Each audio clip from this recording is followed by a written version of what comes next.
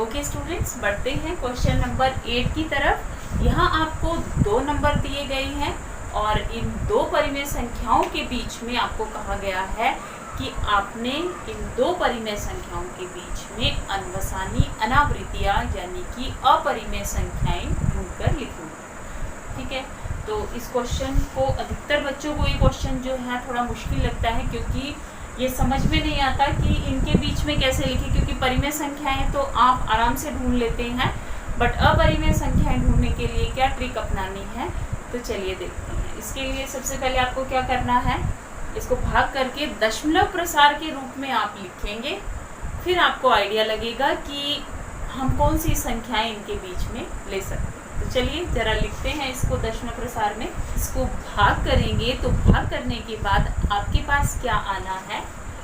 0.714285 और फिर से क्योंकि जो डिजिट्स हैं वो रिपीट होंगे। ओके, तो नेक्स्ट है आपके पास 9/11। अब आप इसको भी डिवाइड कीजिए ऐसे ही। तो डिवाइड करने के बाद आपके पास यहाँ से क्या आएगा, 0.81 बार। ठीक है, 81 बार मीन्स 8181 बार बार आता रहेगा। आप चेक कर सकते हैं डिवाइड करके इसको। क्लियर, तो मैं इसको ऐसे भी लिख सकती हूँ, 0.81 बार है तो ऐसे लिख सकती हूँ ना, ऐसे डॉट डॉट लगा दिया। इसमें भी सेम मैं लिख सकती हूँ, इसको यहाँ डॉट डॉट लगा दिया। ठीक है, आप चाहे तो इसको लिख सकते हैं फिर से 714285 और फिर से 2। ठीक है, अब इन दोनों के बीच में मुझे अपरिमेय संख्याएं ढूंढनी है। तो अपरिमेय संख्याएं ढूंढने के लिए क्या करना है, कोई भी नंबर लिख लीजिए। आपको ये पता है डिजिट्स रिपीट नहीं होती। अपरिमेय संख्याओं में क्या होता है कि जो आपका नंबर है वो रिपीट नहीं होगा, तो आप इसके बीच में कुछ भी लिख लीजिए, वो क्या होगा, अपरिमेय संख्या ही होगा। सिर्फ डिजिट्स रिपीट नहीं करनी है। तो देखिए, जैसे मैंने लिया 0.7, अपनी मर्जी से ले रही हूँ, मैंने लिया 720। अब डिजिट रिपीट नहीं करनी, फिर से कुछ भी ले सकते हैं, कुछ भी ले सकते हैं बेटा, इनके बीच में डिजिट रिपीट नहीं होनी चाहिए बस। ठीक है, तो मैंने लिया 7, ये कर दिया। फिर अपनी मर्जी से कुछ भी लेते रहिए, डिजिट रिपीट नहीं करनी है, हमने की ही नहीं डिजिट रिपीट। ठीक है, एक ये हो गया। एक और लेनी है तो कुछ भी ले लीजिए, जैसे इसी से पहले वाला एक ले लेते हैं 0.80, फिर इसको भी ऐसे लिख लेते हैं, है ना, अलग लिखना है ना उससे, तो लिख दिया हमने अलग। कुछ भी ले लीजिए, कुछ और लिखना है वो भी आप लिख सकते हैं। क्लियर, तो इनके बीच में लेना है, लेकिन कंडीशन ये है डिजिट्स रिपीट नहीं होनी चाहिए। तो रिपीट नहीं हो रही, जैसे हमने पहले 720 लिया, ठीक है, फिर 7200 ले लिया, फिर 72000 ले लिया, तो नंबर रिपीट नहीं हो रहे हैं, सेम नहीं है। आप इसको लिख नहीं सकते जैसे आप बार लगा के लिख रहे थे, वैसे नहीं लिख सकते। तो यह परिमेय संख्या है, 2-3 आप इसी प्रकार से लिख सकते। तो और लिख लेते हैं ऐसे ही, आप कुछ भी लिख लीजिए। 0. जैसे इसके बीच में हमने ले लिया, तो यही ले लेते हैं 0.715, तो इसमें हम यहीं से ले लेते हैं 0.715 ले लिया हमने, फिर 0.7015।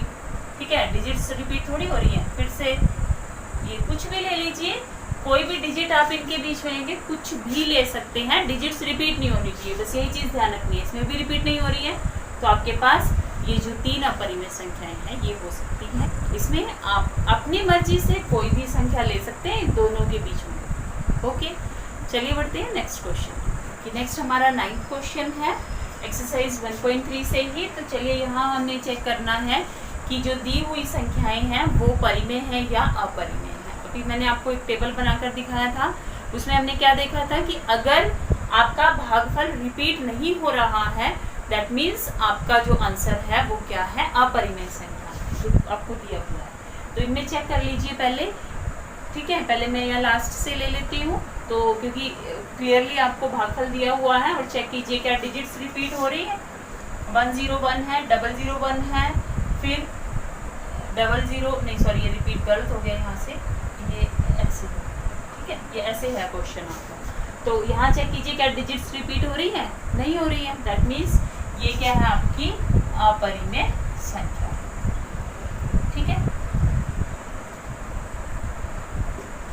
क्लियर। इसको P/Q की फॉर्म में आप नहीं लिख सकते ना, क्योंकि यहाँ हमने अभी एक टेबल बनाकर चेक किया था, पूरा मैं आपको डिटेल में बता चुकी हूँ। तो ये क्या है आपके पास अपरिमेय संख्या। यहाँ आइए वापस 7.478 478 हो गया, फिर से क्या आया 478, दैट मीन्स मैं इसको लिख सकती हूँ 478।